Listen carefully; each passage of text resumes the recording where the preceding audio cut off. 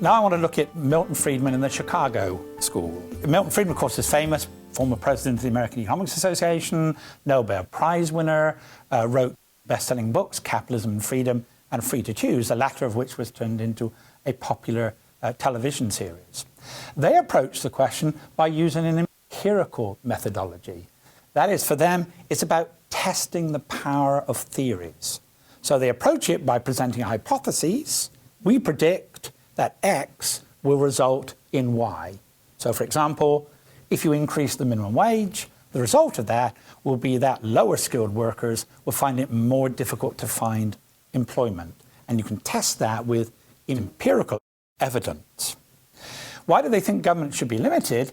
It's because they believe that there is such a thing as market failure. Markets sometimes fail. But there's also such a thing as government failure, that governments often fail. And they say if you compare those two things, usually government failure is much greater than market failure. So whereas what happens in so much public debate, politicians identify a market failure and therefore assume that a perfect government can come in and solve that problem. Whereas the Chicago School says that's not right. What we need to do is to compare imperfect markets with all the imperfections the Chicago School recognizes with imperfect government, with all the problems that government have. And they say normally when you do those two things, government failure is so much greater than market failure. So what there is a gap between the intentions of policymakers and the actual results and consequences of what they advocate. Sometimes, for example, policies lead to the opposite to that of which was intended, perverse incentives. For example, the idea of rent control is to provide more opportunities for poorer people to provide housing.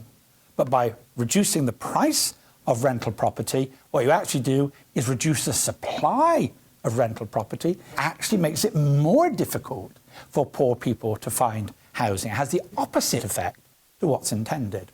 Then there are many other government policies which might actually achieve the goals, the positive intended consequences of policies, but it ignores the negative unintended consequences of those policies. So, for example, raising the minimum wage, there are some people who benefit from that. They get a higher income because of it. But it ignores the negative unintended consequences. That is, larger numbers of people can't get jobs at all.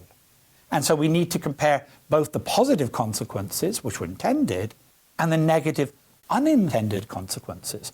And the Chicago School argues that normally the negative unintended consequences are greater than the positive intended ones. But it's an empirical question. We have to examine what the evidence say.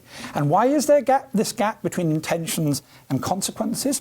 They argue it's because policymakers fail to take into account the importance of self-interest in explaining people's behavior. They ignore human nature. What should be the role of government according to the Chicago School? Well, Milton Friedman identifies 4 main areas of government responsibility. First of all, to protect us from our enemies, both internal and external enemies. We need a military to provide us for defense against our foreign enemies. We need a police force that the government provides to protect us from our internal enemies, such as criminals.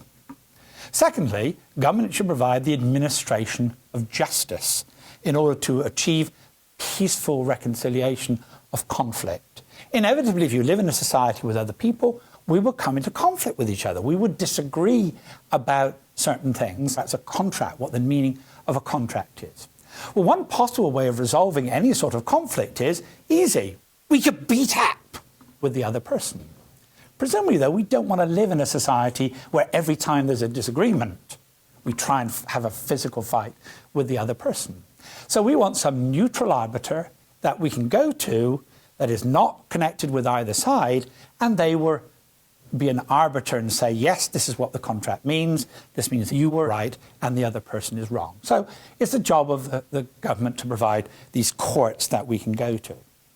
The third area that Friedman argues is that there are some things Not many, but there are some things that the marketplace, through voluntary exchange, cannot provide satisfactorily. And they take two different forms.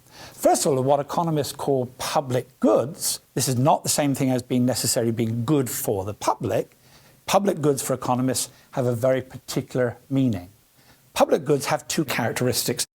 First of all, you can't exclude people from the benefits of this program.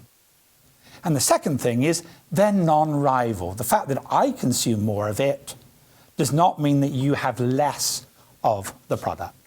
Best probably illustrated by an example. The classic example of a public good is defense. I'm not yet an American citizen, but I live on American soil.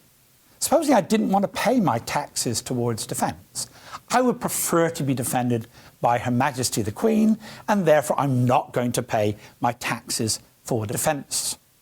The problem with that is I do live on American soil.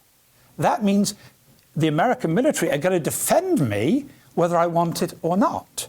I can't be excluded from American defense. But it's non-rival. The fact that I am protected means that the protection of me doesn't mean any less protection for anyone else. So that's a classic case of a public good.